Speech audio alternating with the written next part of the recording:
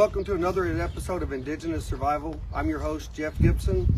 I want to talk about hunting rifles, whatever you want to call them. People ask me, what do I think are the best? And immediately you think of like 30-30 lever action rifle, a 30-06, 308, shotguns, even the ubiquitous little 22 long rifles. Well, those are all great guns, and I do own some of those type of guns myself.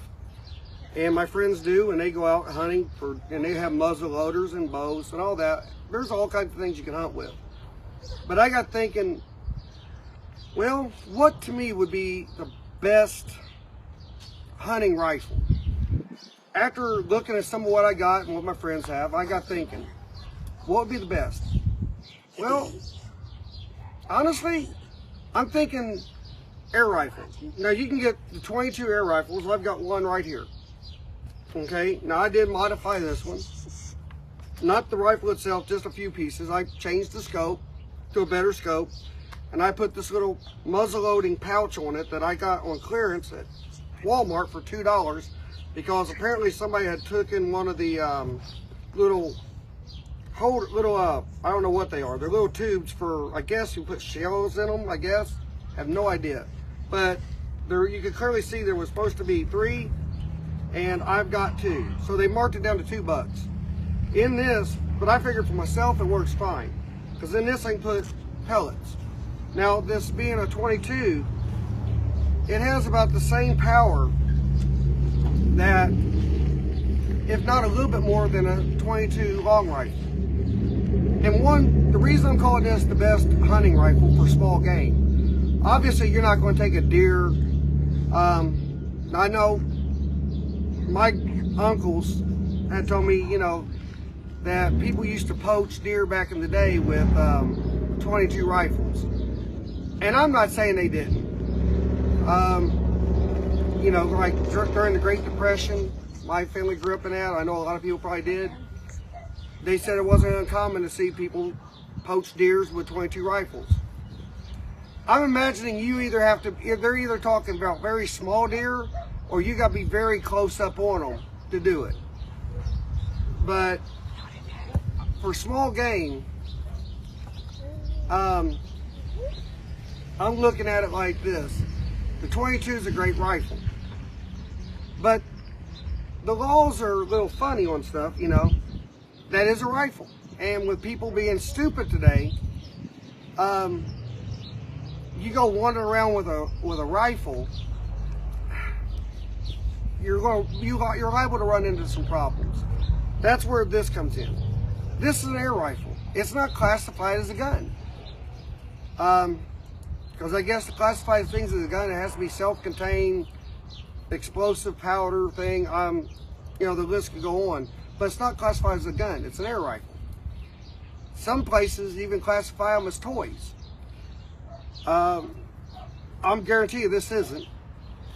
Now, my favorite rounds is a 14.5 grain pellet called the Piranha round. It's hollow point.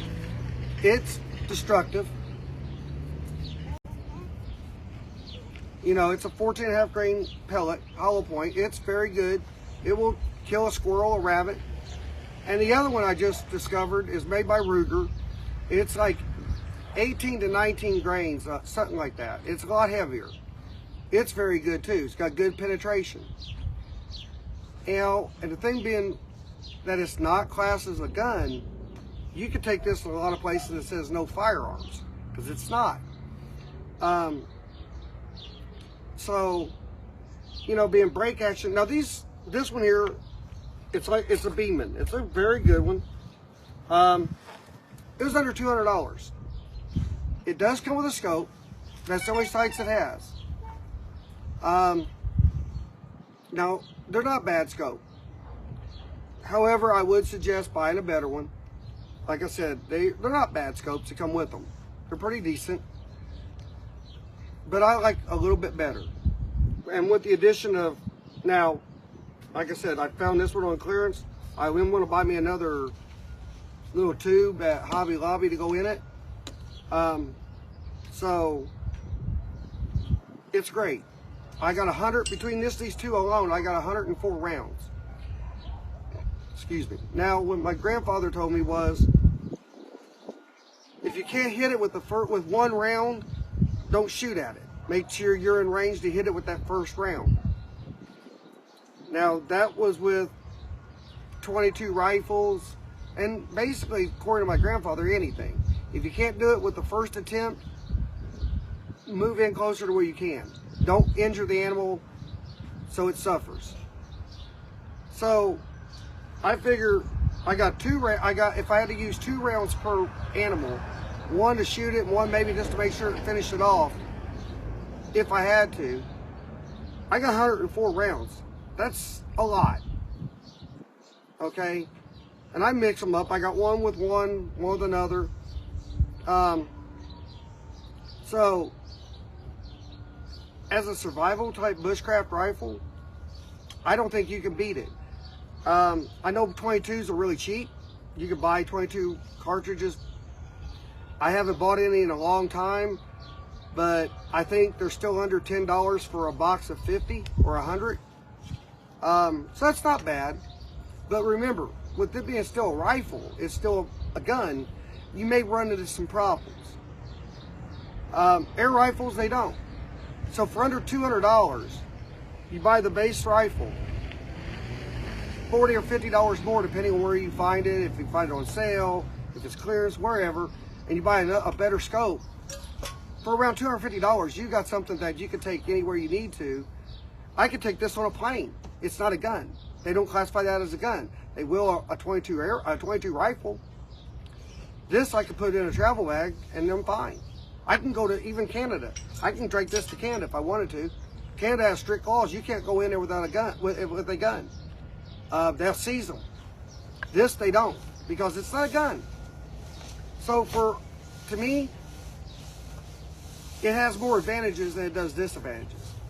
And like I said, you're not shooting buffalo, you're not shooting elk, you're not going to shoot a deer, a bear, or anything else with it.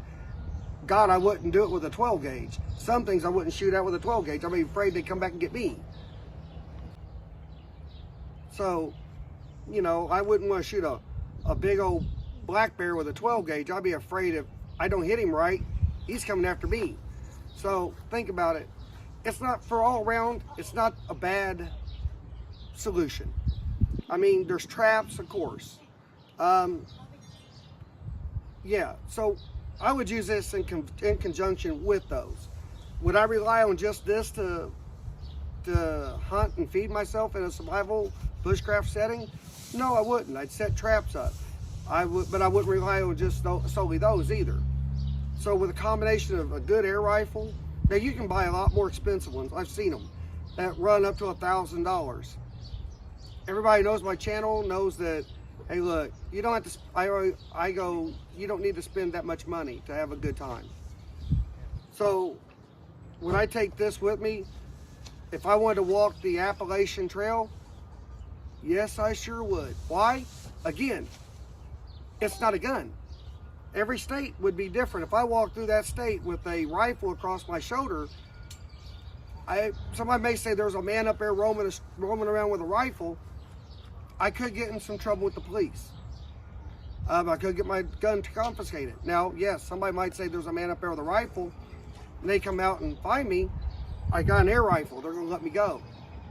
But for small game like squirrel, rabbit, I can even shoot ducks, geese. Now, ducks and geese, obviously, I got to get in the water to get them. But still, this and a combination of traps, snares, yeah, I can harvest enough meat to last for quite a long time. So, again, that's just my take on this whole survival rifle, survival gun category. Just thought I would do one. Remember to like and subscribe to my channel. Till my next video, I'll see you later.